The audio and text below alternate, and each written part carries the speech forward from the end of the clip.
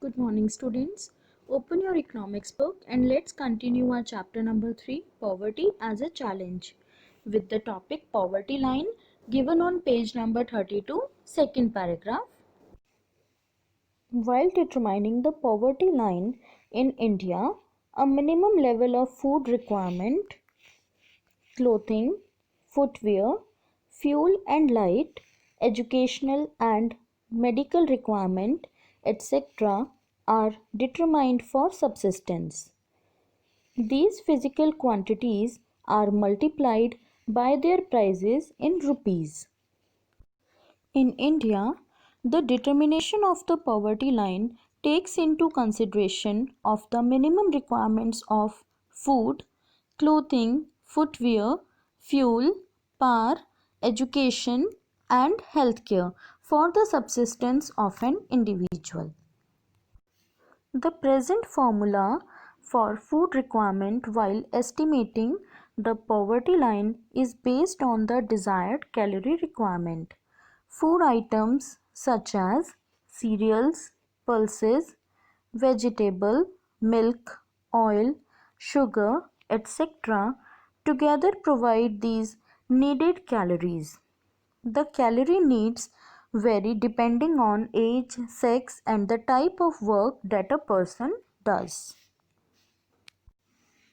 Food consists of many different types of items. So, how can we decide the minimum requirement of food? This is done by taking the minimum calorie requirement into consideration. The accepted average calorie requirement in India is 2400 calories per person per day in rural areas and 2100 calories per person per day in urban areas. In India, the minimum daily calorie requirement is fixed at 2400 calories per person in rural areas and 2100 calories per person in urban areas. Since people living in rural areas engage themselves in more physical work, calorie requirement in rural areas are considered to be higher than in urban areas. The monetary expenditure per capita needed for buying these calorie requirements in terms of food grains etc. is revised periodically taking into consideration the rise in prices. The difference in the daily calorie requirement in rural and urban areas is because the people in rural areas do more physical labor and therefore they need more calories. On the basis of these calculations, for the year 2011-12, the poverty line for a person was fixed at rupees 816 per month for rural areas and rupees 1000 for urban areas. Despite these calorie requirements, the higher amount for urban areas has been fixed because of high prices of many essential products in urban centers. In this way, in the year 2011-12, a family of 5 members living in rural areas and earning less than about rupees 4080 rupees per month will be below the poverty line. A similar family in the urban areas would need a minimum of rupees 5000 per month to meet their basic requirements. The cost of each item requirements like food, clothing, footwear, fuel, power, education and healthcare is added up to find the minimum income requirement for a person to survive. In the year 2011-12, the monthly poverty line income was 816 rupees in rural areas and 1000 rupees per person in urban areas. Please note that though the calorie requirement for the people in rural areas is more, their poverty line income is less than the people in urban areas. This is because things are usually less expensive in villages than in big towns and cities. Also note that the poverty line income is fixed on a per person basis. Thus, to find the poverty line for a family, this monthly income is multiplied by the number of members in the family. The poverty line is estimated periodically, normally every 5 years, by conducting sample surveys. These surveys are carried out by the National Sample Survey Organization.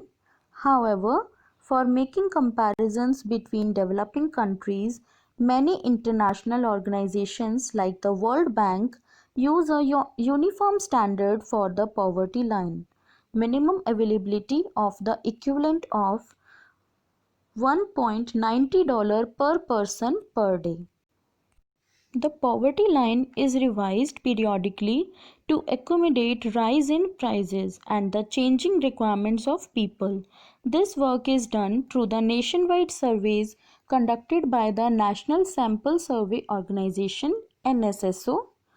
Poverty line income is different in different countries. However, to draw comparisons between nations, the World Bank uses a uniform standard poverty line income of $1.90 US per person per day in all the developing countries. Before reading further, let's discuss the following question given on page number 32. Our first question is, why do different countries use different poverty lines? Tell me the answer, students.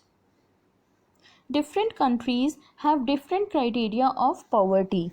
As in the developed nations, owning a vehicle or a house is the criteria of poverty, and similarly in developing nations, being able to buy two meals a day is considered the criteria of poverty. Our second question is, what do you think would be the minimum necessary level in your locality?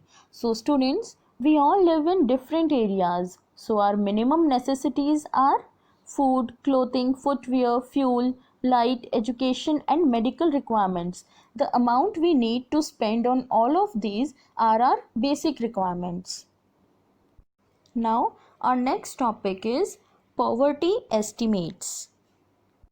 The graph here shows the change in the percentage of population living under the poverty line in India from 1993 to 2011. The percentages have come down, yet the percentage of poor in rural areas continues to be higher than in the urban areas.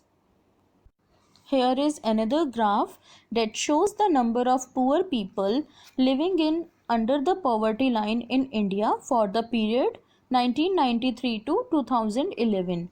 Students, this graph is also given in your book. You can refer that.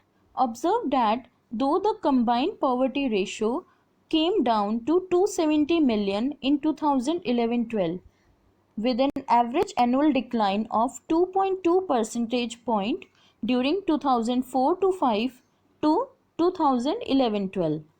Now, based on this graph, answer the following questions. Our first question is, even if poverty ratio declined between 1993-94 and 2004-5, why did the number of poor remain at about 407 million? I mean, why didn't it change? The total number of people living in India remained almost unchanged. This is due to the poor economic growth in addition to the rise in India's population during this period. And our second question is, are the dynamics of poverty reduction the same in rural and urban India? Tell me. No, it is decreasing at a higher rate in the rural areas. Now, moving further, our topic is vulnerable groups. So, students, the proportion of people below poverty line is also not same for all social groups and economic categories in India. Social groups which are most vulnerable to poverty are scheduled caste and scheduled tribe household. Similarly, among the economic groups, The most vulnerable groups are the rural agricultural labor households and the urban casual labor households.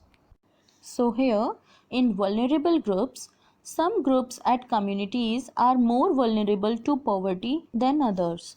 Some of the groups most vulnerable to poverty are people belonging to the scheduled caste, scheduled tribes, casual laborers in urban areas, and landless farm laborers in rural areas.